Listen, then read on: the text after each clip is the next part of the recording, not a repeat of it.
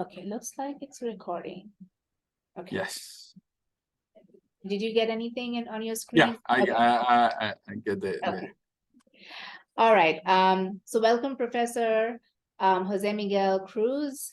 And if you can introduce yourself, what do you teach at FIU, and what is your research? And thank you so much for the interview. We are delighted, and we look forward to learning more from you about immigration. Thank you so much for having me. As you said, my name is Jose Miguel Cruz. I'm a political scientist, and I'm the director of research at the Kimberly Green Latin American and Caribbean Center at Florida International University. My research focuses on violence, crime, gangs in Latin America, specifically in Central America, also on migration, how crime and violence are related to migration as a push factor for migration, right? For people leaving their country. So that's sort of my expertise. All right, thank you. Well, since in the interest of time, let's dive into the interview. So just in general, what are some of the narratives that you have heard about immigration, particularly undocumented immigration, that have proven to be true based on your own research? Well, one of the things that are mostly true in terms of the narratives that you see in the media or in the news is that most of the immigration and most of the people coming to the United States basically are coming from places in which their survival has become very, very difficult. Because of safety issues, because of security, right? So many people who decide to migrate and to immigrate to the United States basically are looking for a safe place, right? Many of the migrants, especially those coming from Central America, places like Venezuela or places further south, they are fleeing some very hard conditions due to crime mostly, but also in some cases also because of economic conditions, right?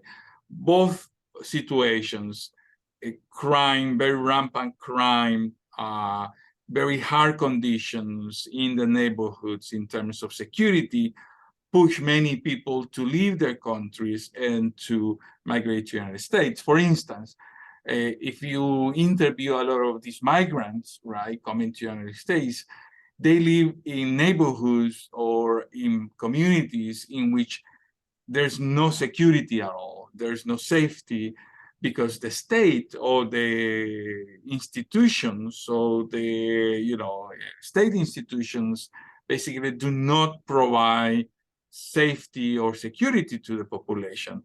And in many cases, in those same neighborhoods, the people who rule those places are not, for instance, the elected authorities, but rather criminals, gangs, criminal organizations, right? Which basically exploit the population or extort the population, right? And in those circumstances, many people see the only way to survive that condition is to leave the country. In some way, it is almost like people fleeing a sort of a state of war, with the difference that there's no formal war then. It's just that, those places are being ruled and are under the control of criminal organizations. So those narratives, those that present some of the migration as a result of very difficult, very precarious situations in their home countries is mostly true. I mean, that's one of the things I have found that's basically very, very, very real in terms of what the migrants face. So the motivating factor is pretty much self-preservation and the urge to stay alive. Yes. I would like you to imagine a condition in which people are faced with the fact of whether stay there and risk being killed, or basically leaving, sometimes in many cases without anything but what they are, their clothes or what they can collect, in a second, just to survive. Let me tell you, for instance, the story of a woman I interviewed in Mexico City, a Honduran woman who was in her way to the United States. Basically, she left because she had been extorted by a local gang for several months. And when she decided to report that extortion to the police, basically, the same people in the police handed her over to the gang. So the next day, she reported the extortion. The gang basically came to her home and said, "You have to leave, because otherwise I'm going to kill you. I'm going to kill you and your family and your and your daughters." She had 3 daughters. So basically, overnight, she basically had to take her things and go out. One of the questions that may arise is, why didn't she go to other place, right, in the country, right? And the problem is that these gangs, for instance, they control different parts of the country.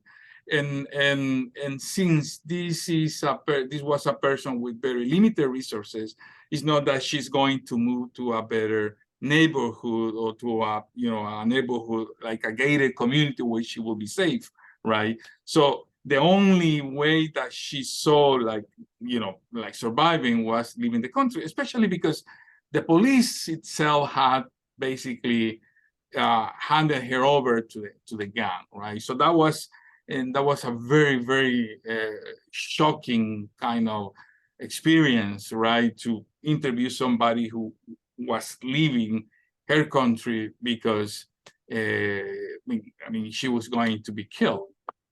Right. Is that typical, is that typical for Central America or South American countries where law enforcement, politicians, administration are in cahoots with the gang members? In many cases, yes. In countries like Honduras, as I talked about, also to some extent in El Salvador, in Guatemala, also in Venezuela. For instance, in Venezuela, there are sort of groups called colectivos or collectives, which are basically in cahoots with the government, right? And these groups started as enforcement groups for the regime, right? Like like sort of squads working for the regime that wanted to make sure that people will do what the Maduro regime, the government will have them do. But at some point, these groups basically they evolved to become criminal groups, right? And now the problem is that being criminal groups, they have connections with the government, so people don't have any alternative. They cannot go to the police, they cannot go to the authorities, because they are as you said, in cahoots with these criminals are in cahoots with the government. So the other option that many people see is leaving their countries. Is there popular support for these gangs within the countries? In some cases, yes. In most cases, I would say no, because obviously these gangs are, very extractive. They extort the population. They, basically they victimize the most of the population, right? But in some cases, in which there are some communities in which the lack of opportunities is so widespread, right? The lack of jobs, the lack of employment is so widespread that the only employment provider, the only job provider are the gang, right?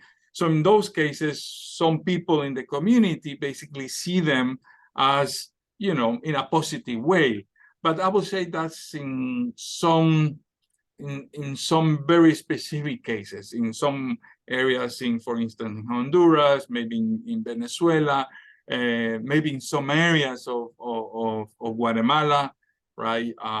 Yes, but those we have those cases too. All right. I was really intrigued about, when you talked about why, immigrants from Honduras, Venezuela, El Salvador, they're coming to United States. And, based on your research and your interview, it looks like, people who have nothing, right? I mean, they're fleeing their home with, just clothes on their back and nothing else. And this, the only hope that they have is survival. Is there any other reason? I mean, do you think that people are crossing the border for other reasons like employment opportunities or to go to college or just to pursue their American dream? Because when you look at other countries, for example, Asia, or the continent of Africa, different countries in Africa, people are coming here as students, as entrepreneurs, as in J1 visa, right? So there are other motivating factors as well. Do you see these factors from the people who are coming from Central America to South America? Yeah, there are in some cases we also find those motivating factors, right? People who are migrating because of economic reasons. But also, I want to stress sort of the nature of that, of that motivation. In many cases, is because the conditions in their countries are so dire in terms of economic opportunities that they decide to migrate, even though the whole process of migration is very hard, right? The whole sort of trip to the U.S., for instance, I'm sure you or some of the people who are listening to us right now have heard of all the problems, all the difficulties that some of the migrants have to face when they cross what is called the Darien Gap, right? The Darien Gap, sorry. This is a portion in the Panamanian jungle that connects basically Colombia and Panama, right? And there's no any road crossing that strip of land, right? Because it's a very dense jungle. So people have to cross it, basically have to walk through this jungle.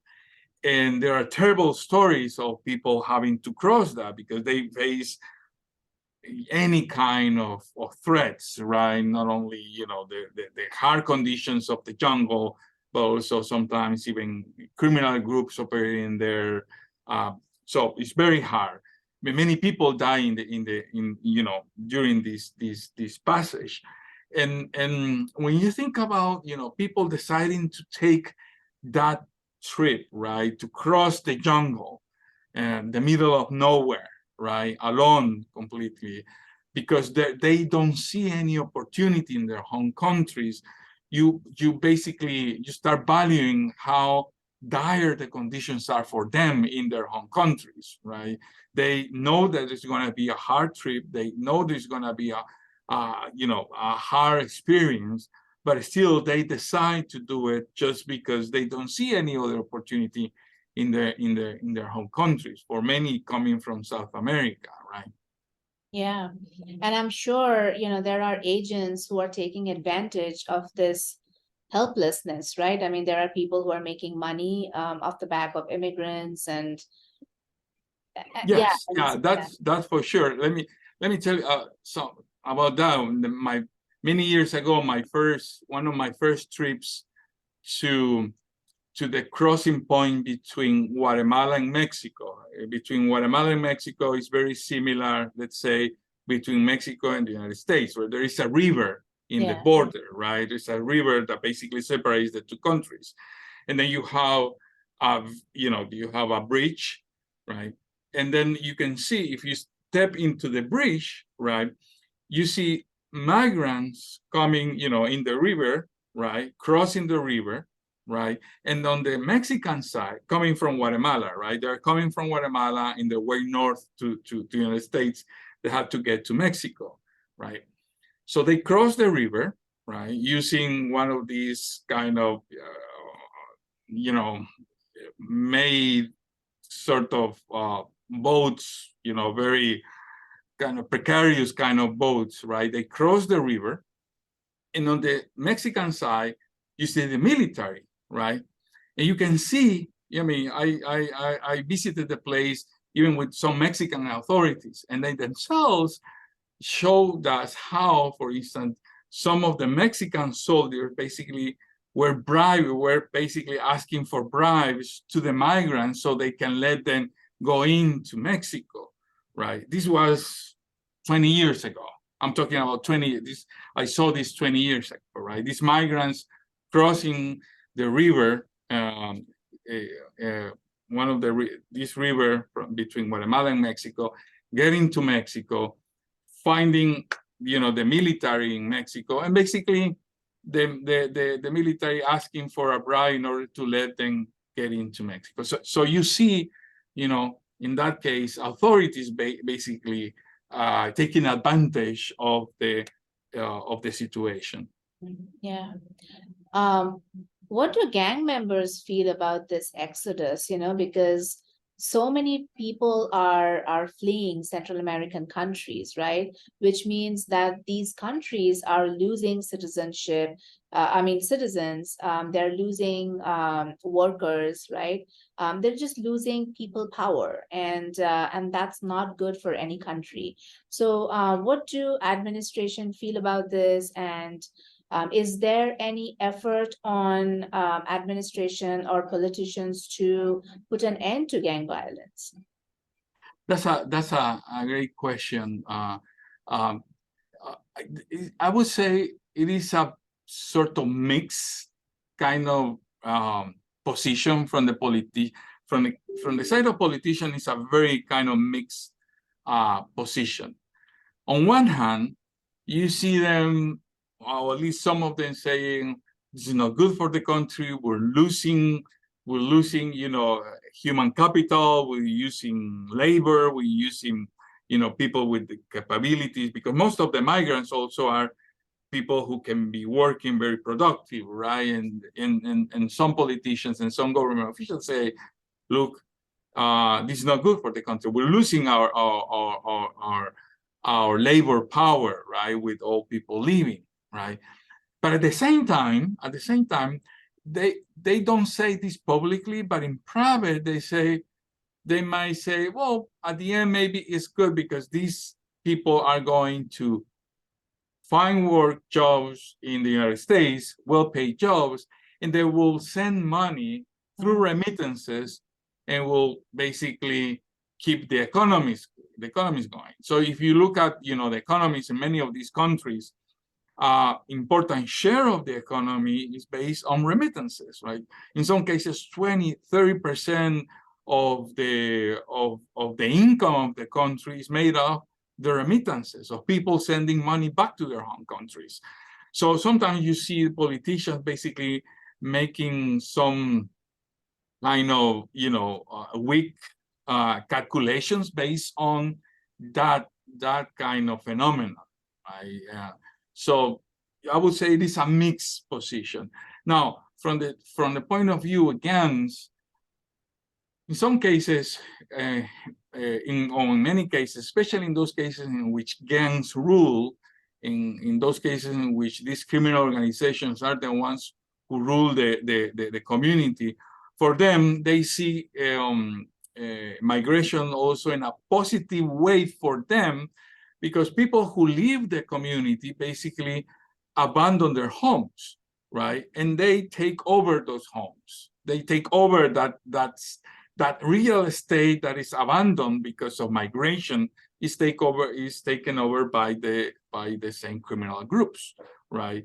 So, for instance, that's why in some countries you see the police trying to ascertain whether people who live there actually are the right owners or not, because in some cases because of these kind of processes, people have left their homes and somebody else have taken over those homes, right?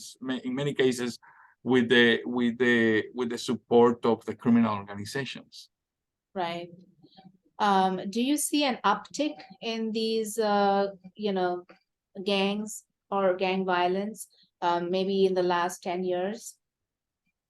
There has been a sort of sustained trend of violence from criminal organizations in some areas of Latin America. For instance, the best examples are coming from not the best examples, but the clear examples are coming from Mexico, for instance. In many cases, in many places of Mexico, there's been an increase of violence that have pushed many people out, right? In Honduras as well, in Venezuela, which I referred to, and recently, for instance, Ecuador. Ecuador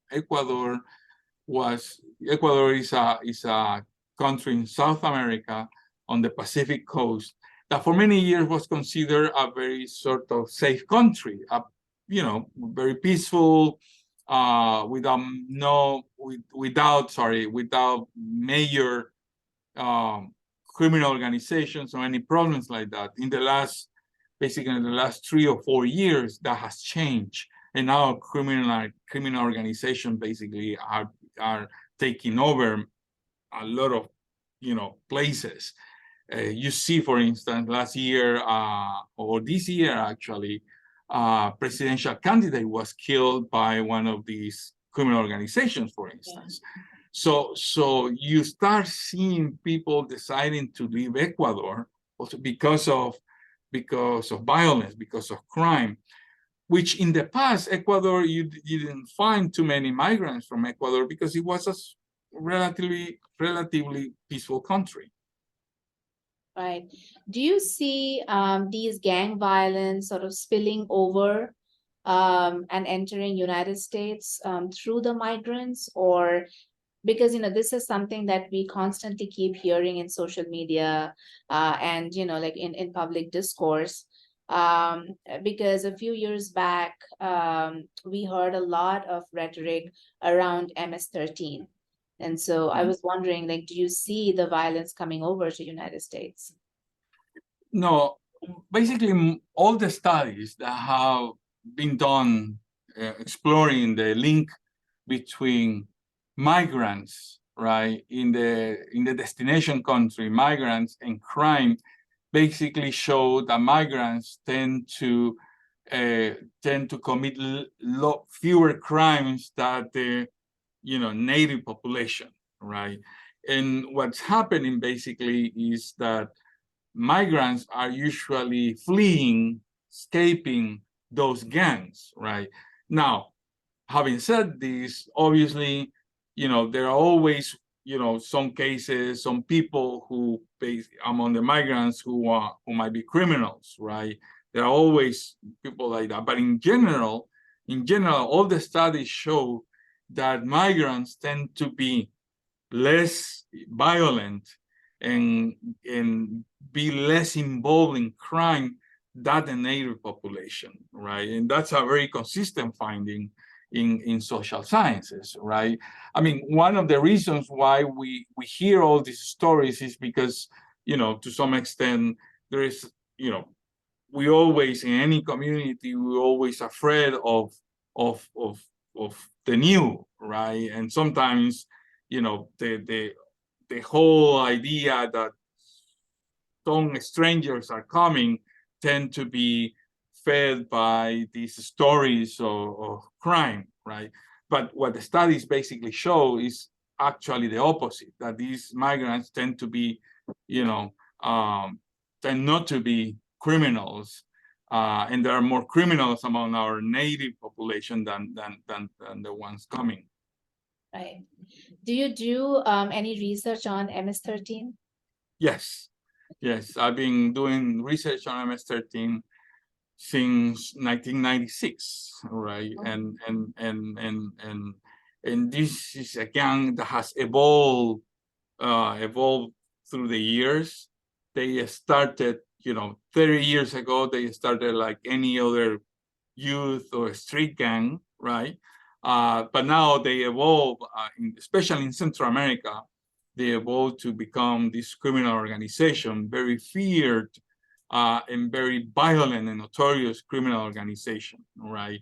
And that's because of a combination, in the case of Central America, a combination of bad policies, lack of opportunities, right? And a lot of corruption in those countries, right? Now, I have to say, MS-13 in Central America operates in a different way in the way the MS-13 operates in the United States. MS-13 in the United States is more similar to other gangs. In Central America, it operates and it behaves more like a very, very serious criminal organization in Central America.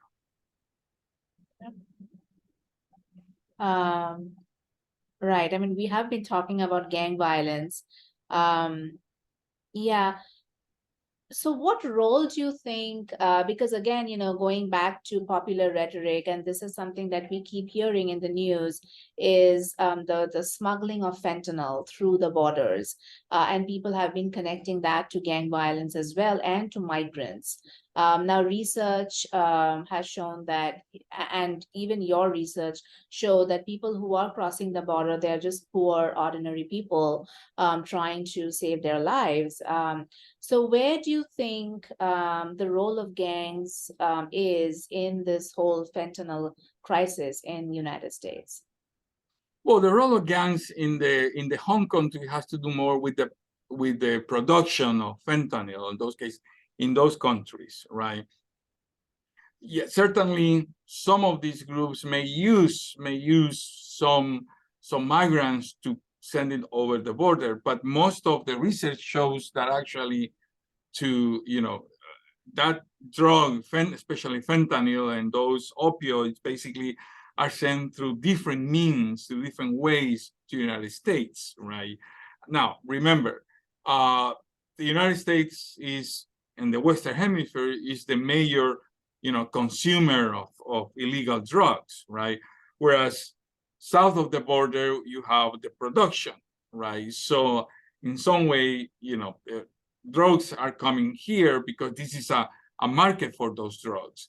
In the past, when we're talking about fentanyl right now, but in the past was marijuana at some point, cocaine, heroin, other kind of illegal drugs. Or fentanyl has become the new kind of, the drug that is, in fashion right now, right?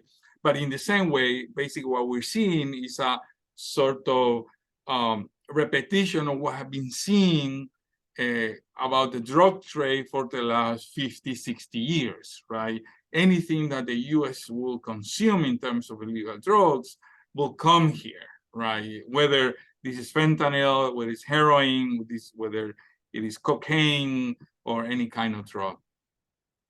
Yeah.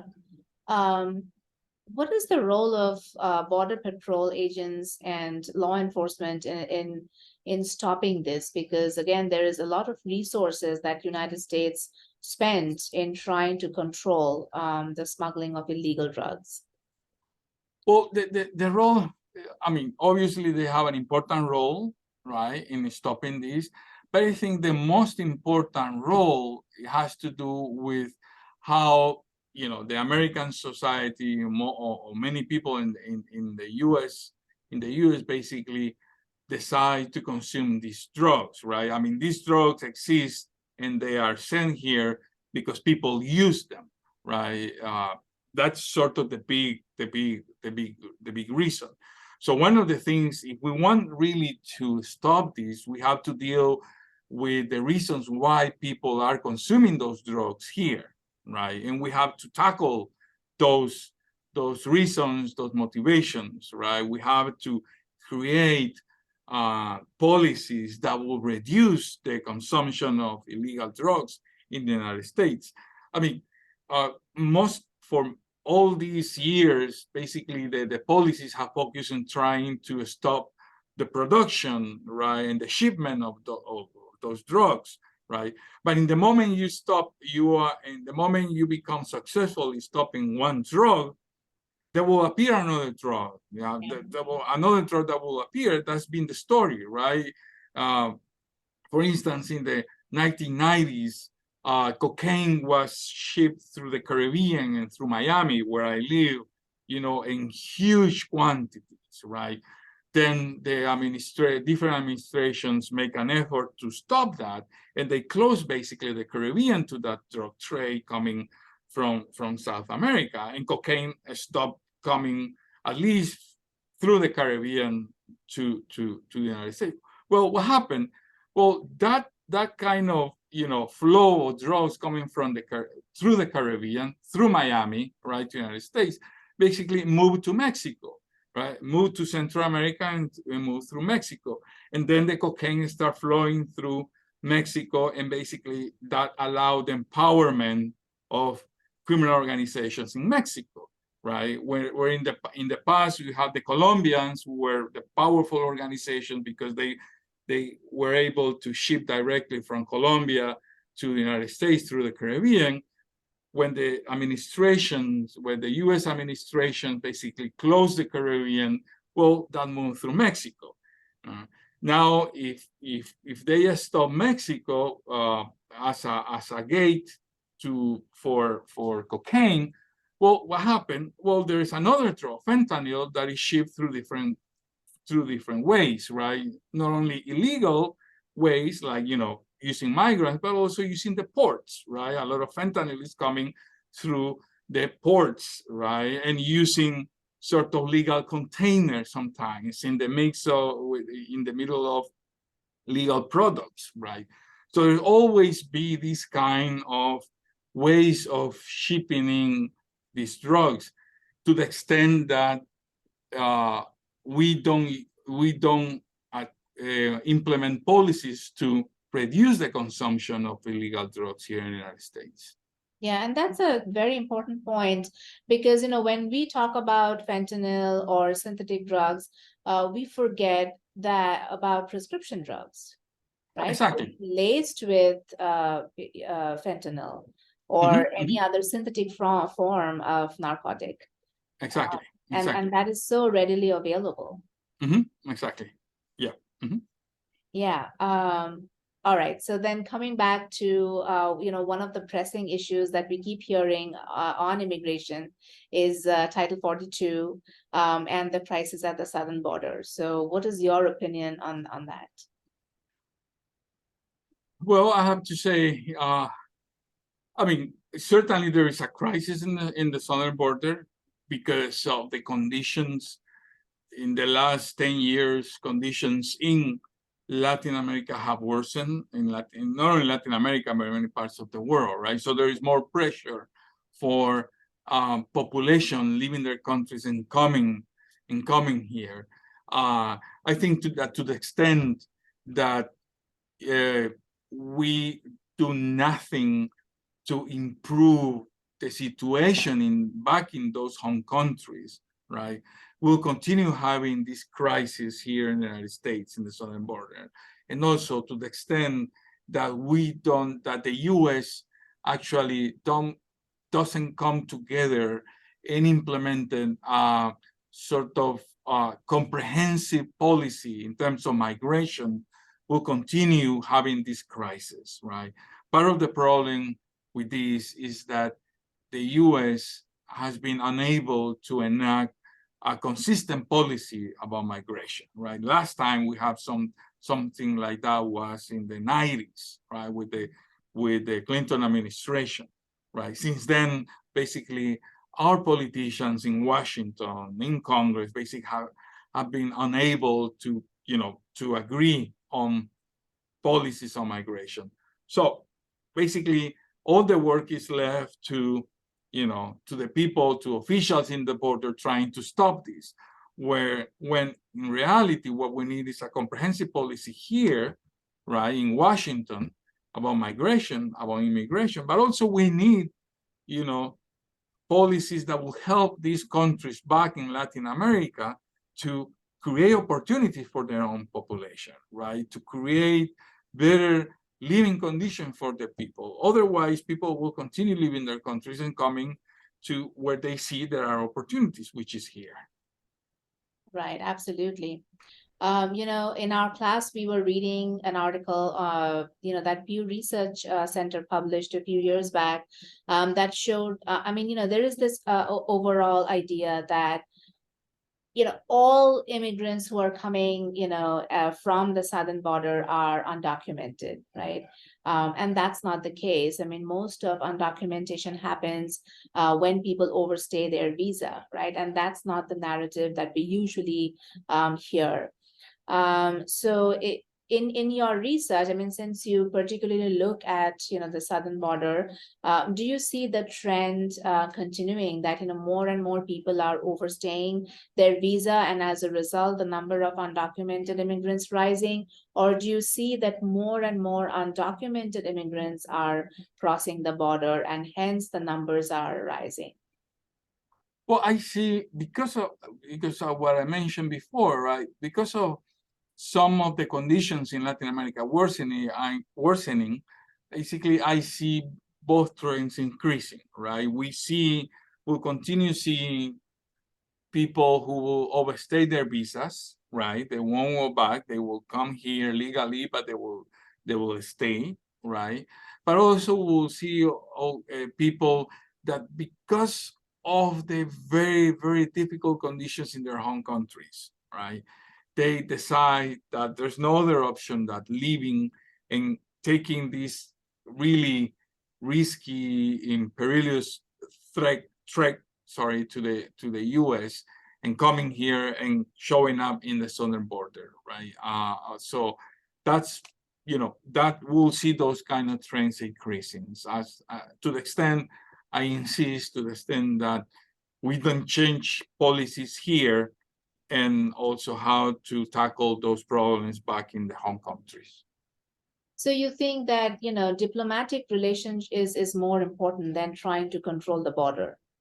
It is as important of trying to control the border. I mean, controlling the border is always important, right? Every country had to have the capability to control the border, right, and make sure that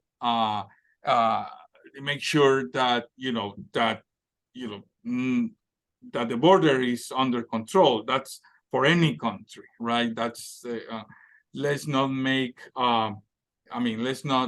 Let's say some people will say, no, we should have open borders. No, that's not realistic for any country, right? Any country had to have capability to control the border, but there should be mechanisms to for people to cross, and even those who coming here and are looking for opportunities, where are asylum processes, there are some procedures to make sure that they will sort of respect the laws and the rules, right? So that's for sure.